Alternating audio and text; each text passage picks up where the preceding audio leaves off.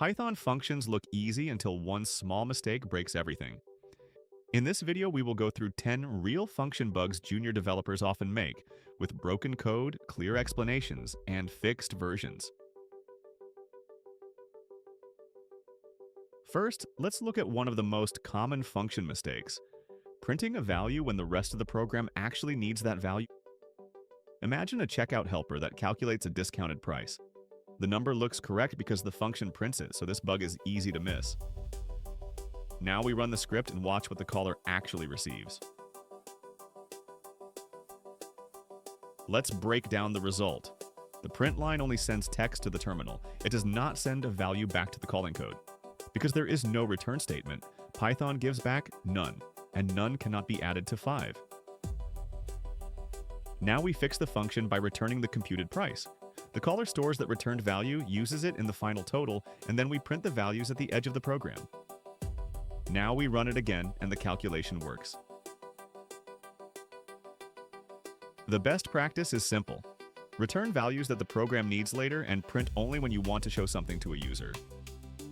This keeps your functions reusable instead of locking their result inside the terminal. Next, let's look at a return statement placed in the wrong part. Here we are validating user ages before saving a form.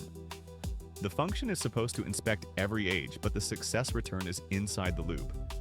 Now we run it and the result looks confident, but it is wrong. Let's explain the bad output. The first value, 24, is valid, so the function returns true immediately. Returning does not skip to the next loop iteration. It exits the whole function. Now we move the success return after the loop. The function can still fail fast when it finds invalid data, but it only returns true after checking everything. We run the same input again, and now the invalid age is caught. The best practice here is to put the final success return after the loop, when every item must be checked. Return early for failure if that makes sense, but do not return success before the work is done. Now let's look at a function parameter bug that surprises many Python beginners. Here we have a helper that adds tags to blog posts. Each call looks like it should create a separate tag list, but the default list is shared. Now we run it and see tags from different posts mixed together. Let's unpack the surprise. Python does not create a fresh default list on every call. It creates that list once when the function is defined, so later calls keep appending to the same female pit bull. Now we fix it by using none as the default value. Inside the function, we create a new list only when the caller did not provide one. We run the same calls again and each post starts clean. The best practice is to use none for optional mutable values, like lists, dictionaries, and sets. Then initialize the collection inside the function, so each call gets its own clean object. Next, let's fix a bug where the code runs without crashing, but the business result is wrong. Here we calculate shipping from package weight and delivery distance. Both inputs are numbers, so Python cannot tell when we swap them by accident. Now we run it and get a price that is technically calculated, but obviously unrealistic. Let's look at the call. The function expects weight first and distance second, but the values are passed in the opposite order. Positional arguments are matched by position, not by the variable names near the call. Now we fix the call with keyword arguments. The same values are passed, but now each value is attached to the parameter it belongs to.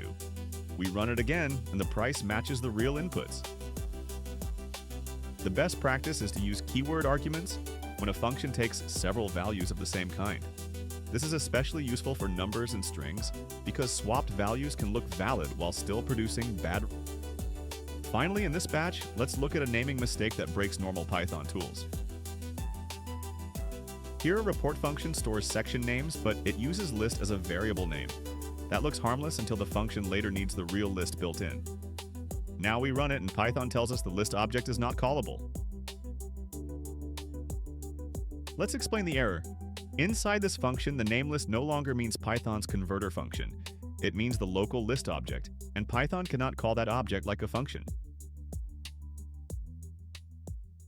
Now we rename the variable to sections, which describes the data and leaves the built-in list function available. We run the function again, and the string is converted into a list correctly. The best practice is to avoid built-in names for variables, parameters, and functions. Use names that describe the real data, like sections, values, items, or total, and your code stays easier to read and safer to call. Now we move into side effects. Bugs where a function changes something outside itself, even though the caller did not expect it. Imagine a dashboard where one part of the app needs the original player order and another part needs a leaderboard. Here we write a function that looks harmless, but it calls sort on the list it received. Now we run the script and check both the leaderboard and the original list. Let's break down why this output is dangerous. Lists are mutable and the function receives a reference to the same list object. So when sort runs inside the function, the caller's list is changed too. Now we fix the function by using sorted, which creates a new list instead of changing the original one. The caller still gets a leaderboard, but the input data stays exactly as it was. Let's run it again and compare the output. The better pattern here is to avoid changing input data unless the function clearly promises to do that. Use sorted, copy the list, or name the function in a way that makes mutation obvious. Next is error handling inside functions, where a fallback can look helpful but accidentally hide a real programming bug. In real payment code, invalid user input is normal, but a typo in our function is not normal. This version catches every exception and returns 0. Now we run it and notice that bad input and broken logic look exactly the same. Let's unpack the problem. The string free should be handled as invalid input, but the misspelled variable should crash loudly during development.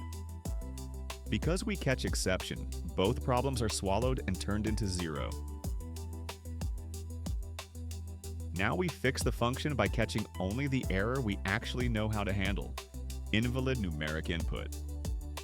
After that, the discount calculation is normal code. Let's run the fixed version and check the clean output. Now let's do one quick check with the same narrow handler but with the typo still inside the calculation. This time Python shows the real bug instead of hiding it, which is exactly what we want while developing. The better habit is to catch the narrowest exception you can handle correctly. If a function can recover from invalid input, catch value error. If there is a programming mistake inside the function, let it raise so you can fix it. Now we look at return values because a function that returns different types in different branches creates fragile calling code. A common lookup function should have a simple contract. Either it finds the user or it does not. Here the function returns a dictionary for existing users, but returns false for missing users. Now we run it and see what happens when the caller treats the result like a dictionary. Let's break down the failure. The caller was written for a dictionary with an email field, but the missing user branch returns a boolean.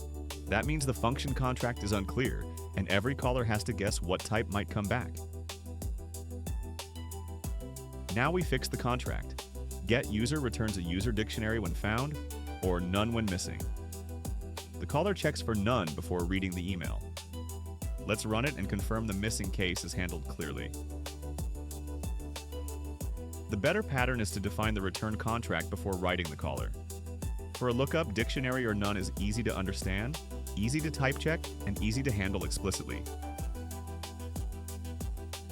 Next, we cover recursion, where one wrong condition can turn a small function into an endless chain of calls. Recursion is useful for tree traversal, nested categories, and repeated structures, but it needs a safe stop.